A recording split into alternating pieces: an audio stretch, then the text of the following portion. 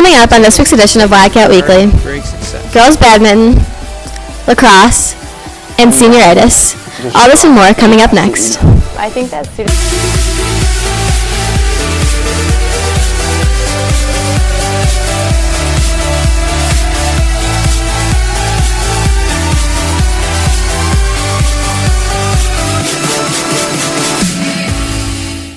Hi, welcome to this week's edition of Wildcat Weekly. I'm Megan Ballou.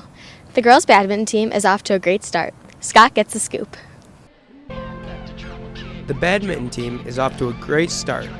They've had some key wins and have achieved some of their many goals.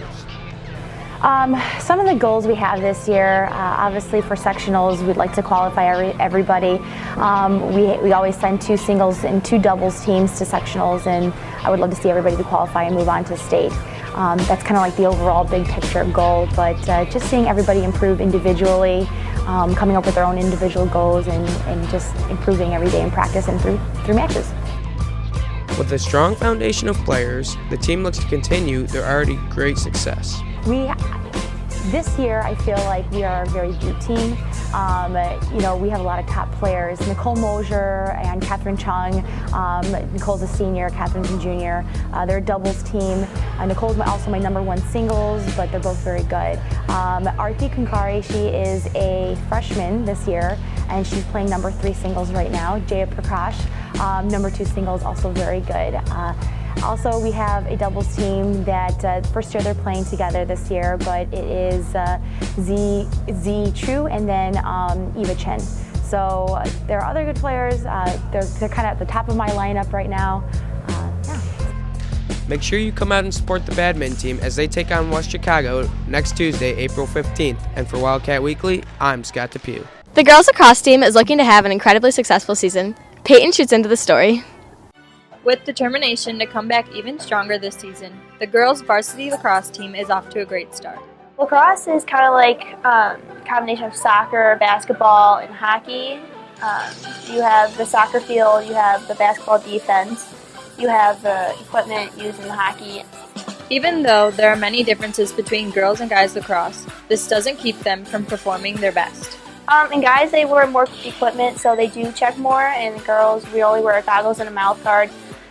We use our feet to catch up on defense and get in front of them so we can stop them instead of like hitting them and tripping them.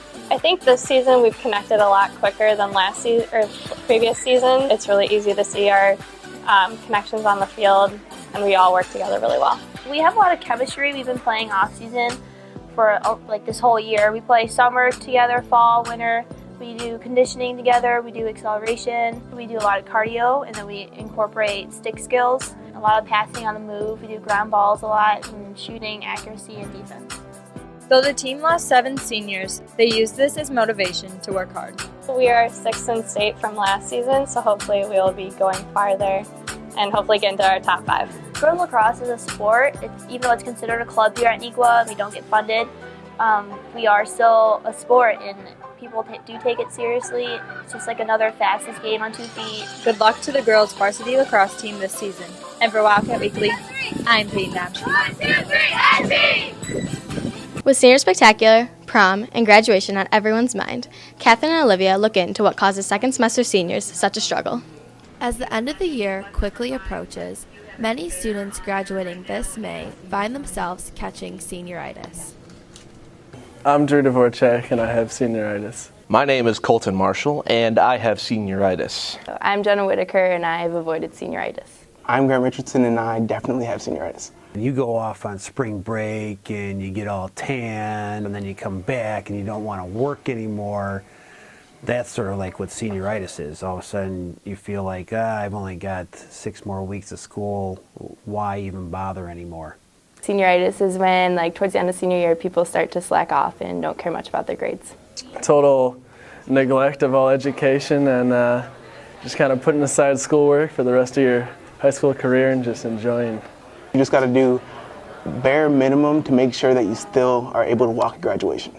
I feel that senioritis is a very serious condition. I have experienced rather harsh side effects of it. So senioritis is just like the will, the determination, like the undying, like, just drive to do absolutely nothing. I think that students develop senioritis because they're more focused on like planning senior activities like senior spectacular and prom, and so like school kind of becomes a second option to them. Senioritis just stems from the faulty realization that second semester senior year doesn't really matter. The coming months are rather near towards graduation. Grades are probably fine as usual, and not many really care. I avoid senioritis by like taking challenging classes so that I know I have to keep up with them in order to get a good grade in the class, and also like doing my homework as soon as I get home from school so that I have more time to do like the fun senior things later. I don't really think you should try to cure senioritis. You gotta embrace it, you know? There's more important things senior year than homework, like Game of Thrones, meditation, and senior spectacular. I don't believe there's a cure. I believe there's a calm before the storm, and you just have to ride it out. You have to look at the big picture. I think that's the problem with senioritis, is that it's such a short amount of time where students think, oh, I'm just going to blow this off and just have a lot of fun, when that's going to affect them long-term wise. Remember to finish the year off strong, seniors. For Wildcat Weekly, along with Catherine Oleskowitz, I'm Olivia Schmidt.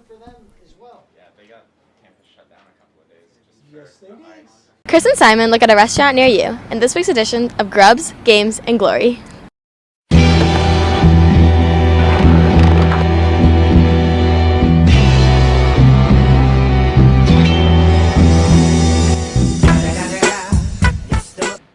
On this edition of Grub, Games, and Glory, we visited Traverso's Italian Family Restaurant at 2523 Napier Plainfield Road in Naperville. We're predominantly Northern Italian. We make all our homemade pastas, ravioli, lasagna, gnocchi are some of our specialties. Our grandma's from Italy, and it's her recipes. Thin crust pizza is also one of our main things. We have our own sausage that we make. I think it's really good. It's thin crust, very thin crust, thinner than most places. We cook it at a high temperature to get the crust real crisp. We pretty much make everything ourselves here. The sauces, all the vegetables are fresh every day. While Traverso's provides a variety of authentic Italian cuisine, the restaurant has much more to offer. Well, we offer a variety of different foods. It's not very expensive. It's reasonably priced. In addition to pizza and pastas, we also have sandwiches, seafood, chicken, ribs, things along that line, things that appeal to the masses. Traverso's gained their fame from their exquisite pizza, but the ravioli keeps people coming back for more. They're homemade. We make the dough, the fillings ourselves. The dough is real light, which makes it a little different than most raviolis that I've eaten in the past. A lot of times they have a heavier dough. Ours is real light. We roll it pretty thin. Meat filling is with beef and pork, different vegetables, onions, celery. Traverso's offers a relaxing environment for families and youth alike. We're a little bit quieter of a place. As you can see, the decor is casual, upscale casual, I would call it. There's artwork, brick wall, exposed brick walls, wood. For Wildcat Weekly, along with Chris Voss, I'm Simon Shatinsky. Thank you for watching this week's edition of Wildcat Weekly. Have a great weekend.